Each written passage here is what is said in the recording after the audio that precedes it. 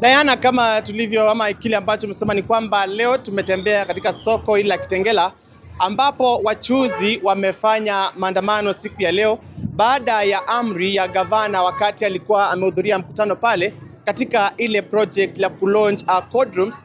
Aliweza kuelezewa pale na mwakilishi wadi wa Sholinge kwamba wachuuzi wale kwa upande wa barabara wapelekwe wote upande wa ndani, na hivyo ndivyo ambavyo imefanyika. Lakini kumekuwa na tofauti pale kati ya hawa wachuuzi na maafisa wa polisi, na kisha wakaanza vita na kuna biashara ambayo kwa sasa inaendelea. Kama mwelekezi wangu niliweza kuona ni kwamba baadhi ama upande ule kuna wale wachuuzi ambao wamesimama pale na ambao tunawajua kwamba wamekuwa katika eneo hili wakifanya biashara zao. Pia wapo wengine upande ule wa lango la kuingia katika soko, pia wao wamesimama pale. Kwa hivyo hakuna biashara ambayo inaendelea kwa sasa hivi, na unavyoweza kuona ni matukio moja kwa moja, na sijui kama utaweza kufanya mazungumzo mawili matatu pale na baadhi ya wale wachuuzi ambao wamekuwa katika eneo hili. Kuna kaka hapa. Ujambo kaka?